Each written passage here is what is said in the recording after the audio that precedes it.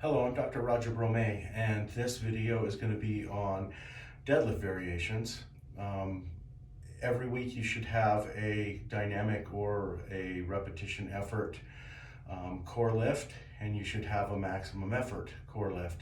The deadlift is one that I alternate with my squat, so if I do a max effort squat last week, I'll do a max effort deadlift this week. These variations give you options not only in positioning and working different muscles, but also we're working different loads. So for example, if I've done something extremely heavy on my squat at last week, and now I'm at maximum effort day this week, and my body is feeling like I've been in a car accident, sort of, then what I'll do is I'll maybe do something like a deficit deadlift, which I will demonstrate, where I pull for a longer period of time. There's more time under tension, but I'm not using the same loads. And so that deload is a really important part of kind of balancing that. Then what I'll do is, in a larger sense, if I've deloaded by doing deficit pulls after big heavy squats, the following week I'll go in and I'll do another lighter variation of the squat. Maybe what I'll do is I'll do a front squat instead of a power squat, and then I can lower the loads again. And then that following week, when it's time to go back to a really heavy deadlift, I'll do something maybe like a rack pull or pull off the floor, whatever it is that I'm going to do for maximum effort at that time. So you can see that planning this through, you can use lighter loads and heavier loads back and forth, and it basically the tide will raise all the boats. So I'm going to demonstrate first the conventional deadlift, then the sumo deadlift, then I'm going to do a deficit deadlift off of a platform that is two 12 by 2 boards put together, so it's more or less around 3 inches. And then I will do that conventional, only you can do that as a sumo lift, and I've built my platform big enough that I can sumo off of that. And then I'm going to do a rack pull, which is basically setting the pins here and the bar at about knee height or just below knee height, and then pulling from up there. Some key things to note is that I use a reverse grip. Okay, so I use an underhand grip on one side. I change that often because I used to always use my left hand under. It's been shown that your grip is tighter when your arm is supinated. So oftentimes, lifters will use their weak hand supinated and their stronger hand pronated. I switch those because you can see that there's a rotation in the shoulder, and you can get an imbalance in your shoulders if you do that too much. The other option is, in training, is to use these wrist straps. These wrist straps go around your wrist like that. You want them set up so that they almost act like a thumb on the opposite side of your thumb. So you have one thumb that comes this way, and this comes up over the bar that way. And I just wrap those in real tight. I don't use these in the demonstration video, but in using 2 of these straps, one on each hand, I can actually pull double overhand really heavy. And so if I'm gonna do rack pulls that are really like 95%, maybe trying to get a new personal record or PR, I may use these and really wrap in. The other safety equipment I'm using, again, is my New Age mouthpiece to protect my teeth from more fractures, and also I'm using my 4-inch power belt. So here's the 4 variations of the deadlift that you get this week.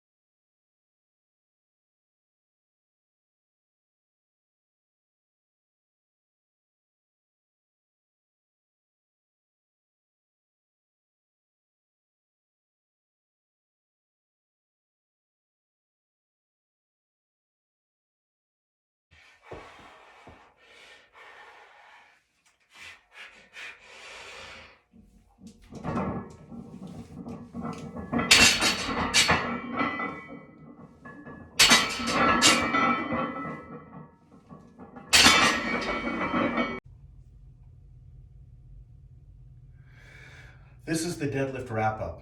Okay, so what I've done is I've done the 4 variations. A couple of key things to pay attention to. First of all, when you get your feet placed, make sure your feet are really, your balance is fully on your whole foot.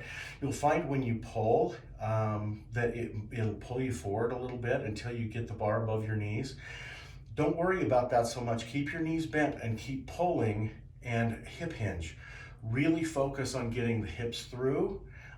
That's what builds you a stronger hip structure, which will keep your hips a lot healthier, and also build those glute muscles for, the kind of pulling and carrying and things like that that you're going to do on the fire ground. The other thing is, just before I pull, what I try to do is I try to really flex my lats and slam my armpits shut. What you want to do is you want to have your arms just like a pendulum there. You don't want to bend them at all. There's been bicep tears that happen when people try and bend the arm when pulling. Don't do that. Leave them as straight as you can, rotate them out, and hip hinge. Pull with your hips and get your hips through rather than trying to lift upward with your legs. It's a misnomer, like when we teach people how to lift stretchers and things like that in EMS, to lift with your legs. You're not. You're deadlifting, and you're lifting with your back, and that is your lower back, your glutes, and your hamstrings. And there is even a lot of calf muscle involved in that. So the point is that's called your rear strength chain. You want to get that as strong as you can possibly get it, because that's what's going to keep you from getting a lower back injury out on the job when you're working. So again, get your feet positioned really, really good in a jump stance to begin with. If your jump stance is wider and it's easier to put your hands on the inside, then you're sumo lifting. If it's easier for you to have your feet closer and your hands on the outside, then you can do that. There's other variations of this, like a snatch grip deadlift, where you hold your hands really far out, hand over hand, a lot lighter load, but you deadlift off the floor like that. That's really good for upper back and to get, again, that lower strength chain in the back, the rear strength chain stronger. So deadlifting is a great lift. It wasn't quite as popular until like maybe the last 5 to 10 years in powerlifting. A lot of people that don't bench press well, maybe they don't even squat that well, sometimes can deadlift really great. It kind of depends on your body mechanics. So if you really like the deadlift, just train it, get it really good and hard, and enjoy it. I've given you 4 variations. Those 4 variations should be integrated into your weekly workout. And again, in the introduction, I talked a little bit about loading, deloading, and overloading. Remember, the rack deadlift off the top is going to build a lot of thickness in your back, a lot of upper back thickness. This is an overload. You're going to be able to pull about 50 more pounds off of the rack than you can off of the floor. So this is one of those things where you can just get yourself a lot stronger and a lot denser by doing rack pulls, a couple of times a month. As you get heavier and heavier and heavier on it, I use it about once a month now. So that's the deadlift variations.